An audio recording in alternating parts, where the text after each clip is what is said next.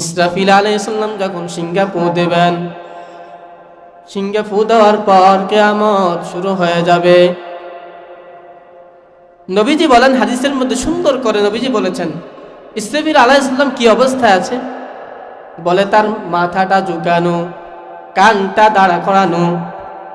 তিনি সিংহাটা মুখে নিয়ে তার মাথাটা ঝুঁকানো অবস্থায় আছে, তার কানটা দাঁড় করানো অবস্থায় আছে, শুধু আল্লাহর হুকুমের অপেক্ষায়। আল্লাহ কখন হুকুম করবে আর ইসরাফিল আলাইহিস সালাম সিংহাটাকে ফু দেবে। নবীজি বলেন, ও আমার সাহাবায়ে কেরাম, আমি কোনো আনন্দ করতে পারি না। কি জন্য আমি আনন্দ করতে পারি না? বলে সিংহাওয়ালা তো সিংহা মুখেই নিয়ে বসে আসে, সিংহাওয়ালা তো সিংহা মুখেই নিয়ে বসে আছে। আরে আমি কিভাবে আনন্দ করব? আরে সিংহাওয়ালা তো সিংহা মুখে নিয়ে বসে আছে, আরে কিভাবে আমি নামাজকে বাদ দিব? সিংহাওয়ালা তো সিংহা মুখে নিয়ে বসে আছে, কিভাবে আমি নির্লজ্জর মতন কানে আজান শোনার পরেও মসজিদে আসি না? আরে সিংহাওয়ালা তো সিংহা মুখে নিয়ে বসে আছে, কিভাবে আমি বেপরদা চলি? সিংহাওয়ালা তো সিংহা মুখে নিয়ে বসে আছে, কিভাবে আমি অন্যের গীবত করি, অন্যের সমালোচনা করি, অন্যের থেকে সম্পদ লুট করে আনি? নবীজি বলে, আমি কোনো আনন্দই করতে পারি না। সিংহাওয়ালা তো সিংহা মুখে নিয়ে বসে আছে, কখন জানি হায় রে আল্লাহর হুকুম হয়ে যায় আর সিংহাওয়ালার সাথে সাথে সিংহাটা ফু দিয়ে দেয়, তখনই তো আমার আর কিছুই থাকবে না, সব ধূলিসাৎ হয়ে যাবে। প্রথম সিংহা ফু দেওয়ার পর আসমানের নিচে জমিনের উপরে যা কিছু আছে সব ধ্বংস হয়ে যাবে। ভূমিকম্প যেভাবে আসলে সব ধূলিসাৎ হয়ে যায়। নবীজি বলেন, ইসরাফিল আলাইহিস সালাম যখন প্রথম সিংহা ফু দেবে, প্রথম সিংহা ফু দেওয়ার পর আসমানের নিচে জমিনের উপরে আল্লাহ ছাড়া যা কিছু আছে সব ধ্বংস হয়ে যাবে। দ্বিতীয়বার যখন আল্লাহর হুকুমের অপেক্ষায় ইসরাফিল আলাইহিস সালাম যখন দ্বিতীয়বার সিংহা ফু দেবেন, দ্বিতীয়বার সিংহা ফু দেওয়ার পর যা কিছু ধ্বংস হয়ে গেছে, প্রথম সিংহা ফু দেওয়ার পর যা কিছু ধ্বংস হয়ে গেছে, দ্বিতীয় সিংহা ফু দেওয়ার পর পুনরায় আবার হাসরের মাঠে আলী যেমন উঠে এইভাবে উঠতে থাকবে, সব উলঙ্গ অবস্থায় উঠবে। আম্মা জান আয়েশা বলে, ইয়া রাসূলুল্লাহ,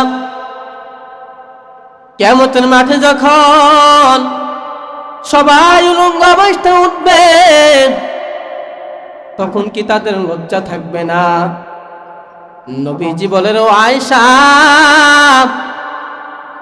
জমিনের মধ্যে মানুষ তাদের লজ্জা থাকতো, তারপর লজ্জা না থাকার মতো বান করত, কিন্তু হাসরের ময়দান এটা এত ভয়ঙ্কর, এটা এত ভয়ানক, ও আয়েশা, তখন কেউ কারোর দিকে তাকানোর কোনো সুযোগ পাবে না। সবাই নিজ নিজ দায়িত্বে নিজের ইয়া নাফসি বলবে, হায় রে আমার কি হালাত, কে কি কোন হালাতে আছে এইদিকে তাকানোর কোনো খবরই থাকবে না। সে নিজের চিন্তায় ব্যস্ত থাকবে যে আমার কি হালাত হবে, এই যে এত আযাব, এত গজব, আমার কি অবস্থা হবে। কিয়ামতের ময়দান এত ভয়ঙ্কর, এত ভয়ানক, একটা মুহূর্তের জন্য সহ্য করা যাবে না। জমিনের মধ্যে আল্লাহ তাআলা বান্দাকে সুন্দরভাবে আল্লাহ তাআলা নিজ ভাষায় কোরআনের মধ্যে বলে দিয়েছেন, ইয়া আইয়ুহাল্লাযীনা আমানুত্তাকুল্লাহ, হে দুনিয়ার মুমিন, তোমরা তাকওয়া অন্তরে ঢুকাও, তাকওয়া অবলম্বন করে নাও। বলে তাকওয়া কি? বলে তাকওয়া হলো আমি আল্লাহর ভয়। আমি আল্লাহর ভয় যদি তোমাদের ভিতরে নাই থাকে তো তোমাদের কোনো আমলের গুরুত্ব থাকবে না। আল্লাহর ভয় যদি কলবের ভিতরে না থাকে তো তোমাদের কোনো আমলে আমি আল্লাহর কাছে কবুল হবে না। আল্লাহ বলে কেমন ভয়? হাক্কা তুকাতিহি, হক আদায় করে ভয় করার মতন ভয়। হক আদায় করে আমি আল্লাহকে ভয় করো। কেমন ভয়? আল্লাহ বলে হাক্কা তুকাতিহি, হক আদায় করে ভয় করো। আল্লাহ পুনরায় বলে ওয়ালা তামুতুন্না ইল্লা ওয়া আনতুম মুসলিমুন, সাবধান হে উম্মত, তোমরা ঈমানদার না হয়ে মৃত্যুবরণ করিও না। দেখেন আল্লাহ জমিনের মধ্যে সাবধান করে দিলেন, আল্লাহর এত মায়া কোনো বান্দার প্রতি, বান্দা এত গুনাহ করে, বান্দা আল্লাহর সাথে এত নেমুখ হারামি করে, নামাজের সময় হয় বান্দা মসজিদে আসে না, গুনাহ করতে মন চাইতো গুনাহ করেই ফেলে, একটা সেকেন্ডের জন্য আমার রবের কথা মনে করে না, গুনাহ করতে মন চাইতো গুনাহ করেই ফেলে, মন গড়া মতন চলে। আল্লাহ বলে, বান্দা আমি তোমাকে সুন্দরভাবে জ্ঞান দিয়ে দিলাম, এই জ্ঞান আমি সবার ভিতরে দেই নাই, বিবেক আমি সবার ভিতরে দেই নাই, তোমার ভিতরে আমি আল্লাহ বিবেক দিয়েছি, ইনসাফ আমি তোমার ভিতরে দিয়েছি। দুনিয়ার মধ্যে যদি আমার দেওয়া বিবেক দিয়ে যদি তুমি আমার হক আদায় করে যদি না মানো, পরকাল জিন্দেগীর হালাত কেমন হবে? আল্লাহ বলে, ওই দিন হাসরের ময়দানে আমি আল্লাহ ওই ইনসাফের হিসাব করব। আমি আল্লাহর আদালতে তখন ইনসাফের বিচার হবে, বিবেকের বিচার হবে, যে আমি তোমাদেরকে সুন্দর একটা বিবেক দিয়েছি, এই বিবেক দিয়ে তুমি কি করলা, কি হিসাব করলা। আল্লাহ বলেন, আল্লাযী খালাকাল মাউতা ওয়াল হায়াতা লিয়াবলুয়াকুম আইয়ুকুম আহসানু আমালা। আমি আমার বান্দার থেকে এমন আমল চেয়েছি, জমিনের মধ্যে আমার বান্দাকে আমি বানাইলাম, আমার বান্দাকে আমি পাঠাইলাম সামান্য একটু ইবাদতের জন্য। ইবাদতটা কেমন? আল্লাহ বলে, খালাকাল মাউতা ওয়াল হায়াতা লিয়াবলুয়াকুম আইয়ুকুম আহসানু আমালা। আমলটা যেন সুন্দর আমল হয়, ভালো আমল হয়। হ্যাঁ, নবীজি বলেছেন, খায়রুকুম মান তাআল্লামাল কুরআন ওয়া আল্লামা। জমিনের মধ্যে কোরআনকে আমি সৃষ্টি করেছি আমার পয়গম্বরের উপর, এক এক আয়াত করে আমি জমিনের মধ্যে পাঠাইলাম, জিব্রাইলের মাধ্যমে রসুলের কাছে প্রেরণ করলাম, সামান্য একটু একটু করে আয়াত প্রেরণ করলাম। আল্লাহ এই আয়াতের মধ্যে এখানে উল্লেখ করেছেন, আল্লাযী খালাকাল মাউতা ওয়াল হায়াতা লিয়াবলুয়াকুম আইয়ুকুম আহসানু আমালা। আমার বান্দার হায়াত আর মৌতের মাঝখানে যেই সময়টুকু আমি আল্লাহ আমার বান্দাকে দিয়েছি, এই সময়টুকু শুধু ইবাদতের জন্য দিয়েছি। হ্যাঁ, আইয়ুকুম আহসানু আমালা, আমলটা যেন ভালো হয়, সুন্দর হয়। এখানে আল্লাহ পারতেন আকসারু আমালা বলতেন, আকসার মানে অধিক আমল। আল্লাহ এখানে অধিক আমলের কথা বলেন না, আল্লাহ বলছেন আহসানু আমালা, ভালো আমল, সুন্দর আমল। হ্যাঁ, আমলটা যেন ভালো হয়, সুন্দর হয়। তো আমরা জমিনের মধ্যে আসলাম, আল্লাহ বলে আমি আমার বান্দাকে জমিনের মধ্যে পাঠাইলাম কি জন্য? আহসানু আমালা, ভালো আমলের জন্য। হায়াত আর মউত এই তার মাঝখানে যেই পরিমাণ সময় আমি আমার বান্দাকে দিয়েছি, এটা আমার বান্দার ব্যক্তিগত উপভোগের জন্য নয়, আমি এটা আমার বান্দাকে দিয়েছি আমার ইবাদত করার জন্য। যেটা গত সপ্তাহ থেকে এই সপ্তাহ পর্যন্ত আল্লাহ আমাদেরকে হায়াত দান করেছেন, আমাদের অনেক ভাইয়েরা দুনিয়া থেকে বিদায় হয়ে গেছে, অনেক আল্লাহর বান্দারা জমিন থেকে বিদায় হয়ে গেছে, কিন্তু আল্লাহ তো রব তো আমাদেরকে পাঠাইলেন, সুন্দর করে বানাইলেন। এজন্যই আল্লাহ কোরআনে হাকিমের মধ্যে বলেন, ইয়া আইয়ুহাল্লাযীনা আমানুত্তাকুল্লাহা ওয়া কুনু মা'আস সাদিকিন। হে মুমিন, তোমরা সত্য কথা বলো, সত্যের প্রচার প্রসার করো। সত্য কথা বললে কি হবে? তোমার যত আমল আছে, তোমার যত আখলাক সামান্য পরিমাণও যদি থাকে, এটা আমি আল্লাহ গ্রহণ করে নিব, কারণ তোমার সবকিছু সত্যের মাধ্যমে প্রচার হয়েছে।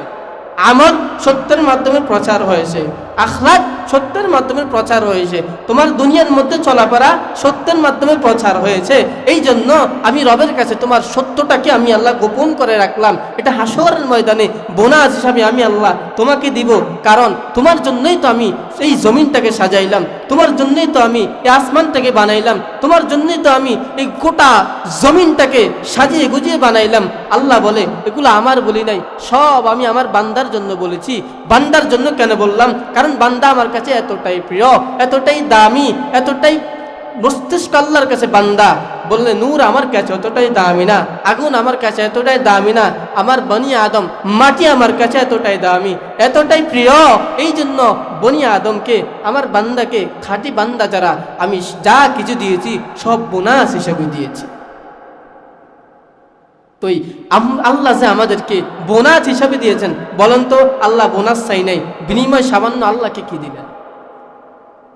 বোনাস তো আল্লাহ চাই নাই।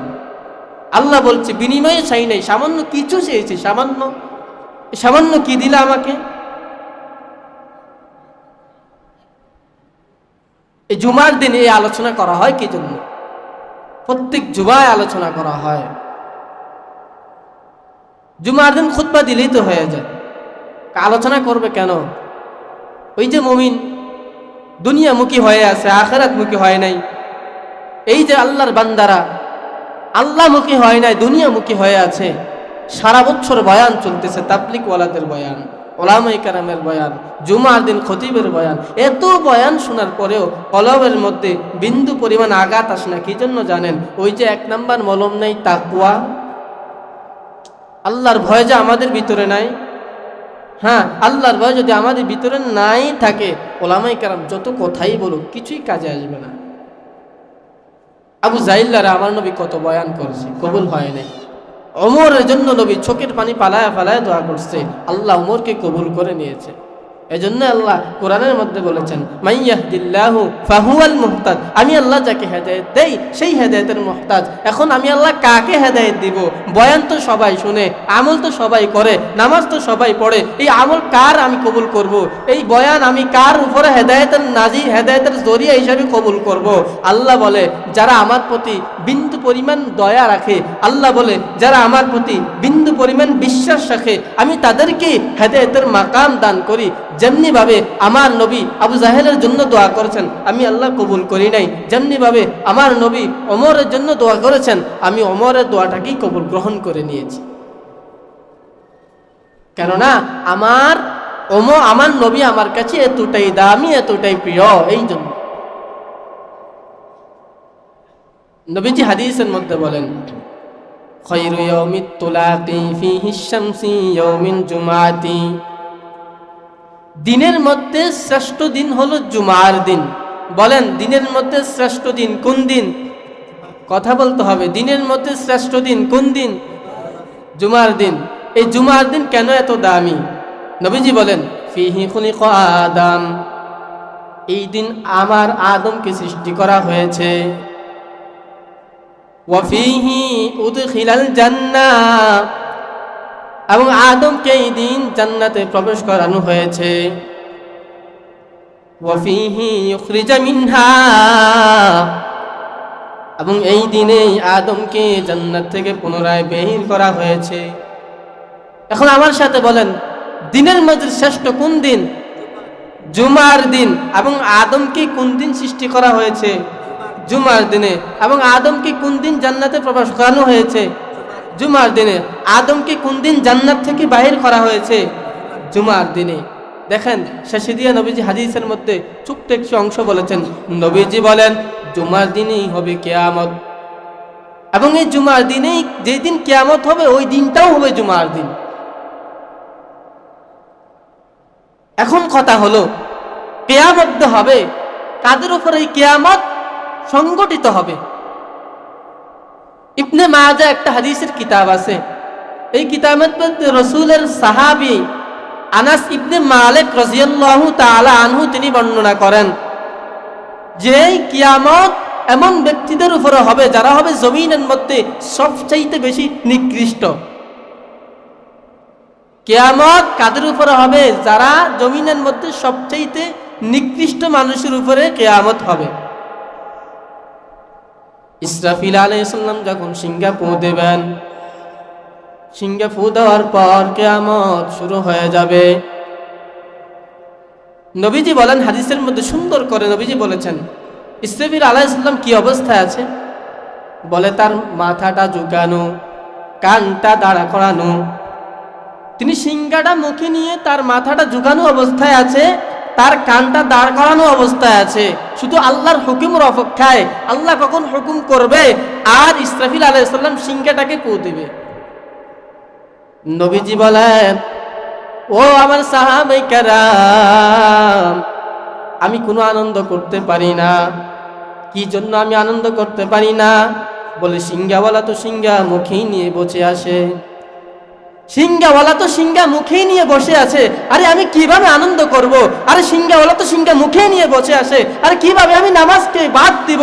সিংহাওয়ালা তো সিংহা মুখে নিয়ে বসে আছে, কিভাবে আমি নির্লজ্জর মতন কানে আজান শোনার পরেও মসজিদে আসি না? আরে সিংহাওয়ালা তো সিংহা মুখে নিয়ে বসে আছে, কিভাবে আমি বেপরদা চলি? সিংহাওয়ালা তো সিংহা মুখে নিয়ে বসে আসে, কিভাবে আমি অন্যের গীবত করি, অন্যের সমালোচনা করি, অন্যের থেকে সম্পদ লুট করে আনি? নবীজি বলে আমি কোনো আনন্দই করতে পারি না।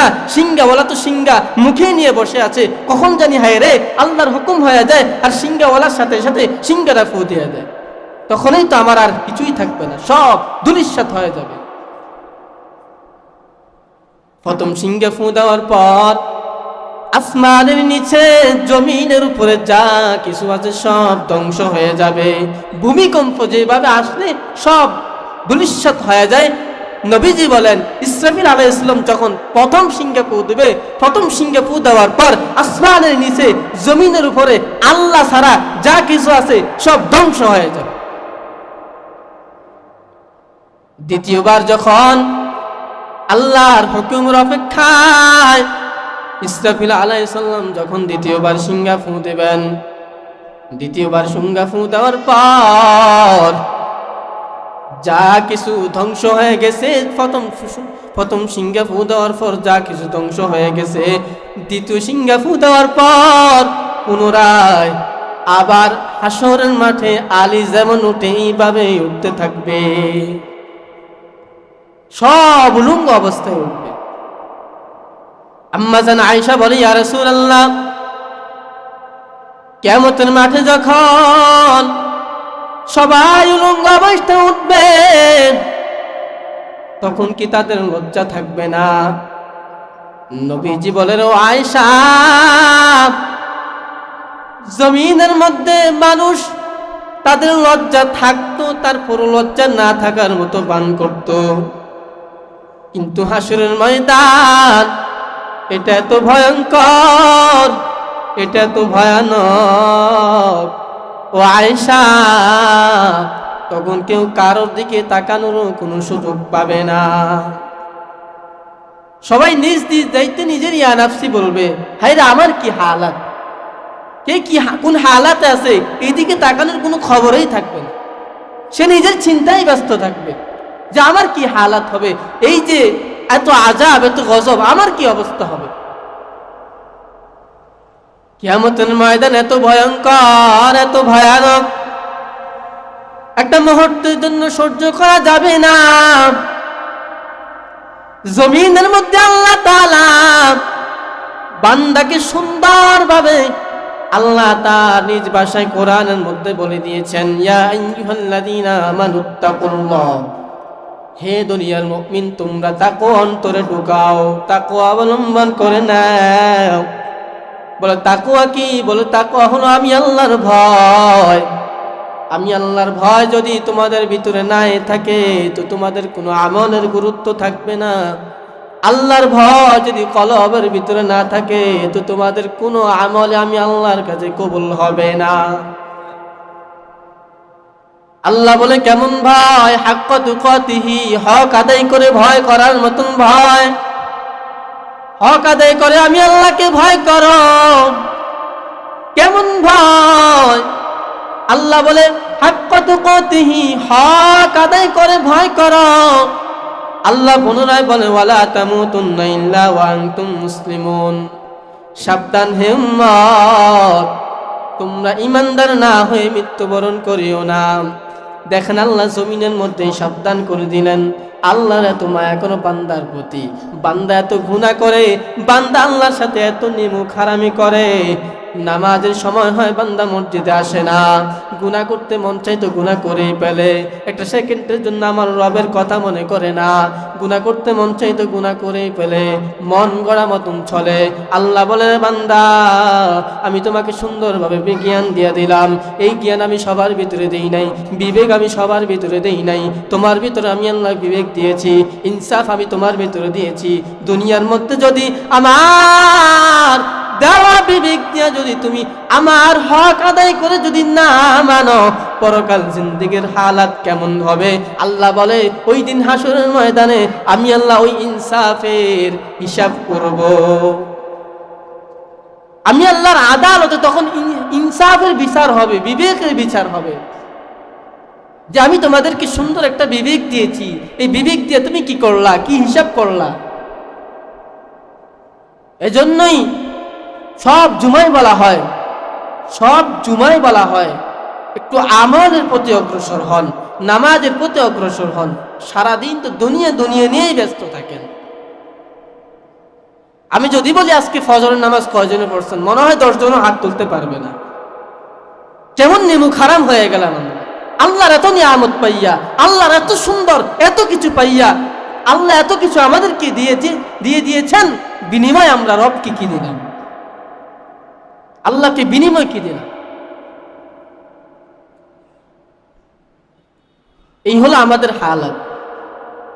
তো আমাদের মরণের ভয় না, মরা আমাদের প্রতি হবে না মনে হয়। দেবপুর এলাকার মানুষের মনে হয় মৌত হবে না, এমনটা মনে হয় যেমনি চলে যায়, যেভাবে মন চায় এইভাবেই চলাফেরা করে।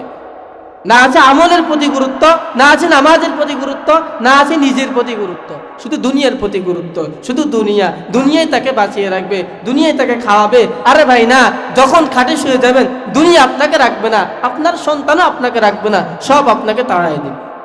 হ্যাঁ, আপনাকে যখন দাফন কাফন করার পর সবাই ঘরে আসবে, সবাই তখন খাবে, সবাই তখন আনন্দ করবে, আপনি আপনার জায়গায় শুয়ে থাকবেন। এখন না দুনিয়া নিয়ে আপনি তামাশা শুরু করে দিয়েছেন। আল্লাহর সাথে তামাশা চলে না, আল্লাহর সাথে বেইনসাফি চলে না। ইনসাফ বাজিয়ে চলাফেরা করবেন, আমলের প্রতি গুরুত্ব রাখবেন, নামাজের প্রতি গুরুত্ব দিবেন। যদি এইভাবে আমাদের জীবনটাকে পরিচালনা করা হয়, আল্লাহ বলে আমি আমার বান্দার জন্য দুনিয়াতেও রেখেছি বরকত, আখিরাতেও রেখেছি বরকত। তো দুনিয়াও কামিয়াব হবে, আখিরাতেও কামিয়াব হবে। তো যা কিছু বললাম, আল্লাহ তাআলা আমাকে সহ আপনাদের সকলকে এই কথাগুলোর উপর আমল করার তৌফিক দান করেন। সুবহানাল্লাহি ওয়া বিহামদিহি সুবহানাল্লাহিল আযীম। আমরা যারা সুন্নাত পড়ি নাই সকলে সুন্নাত আদায় করি।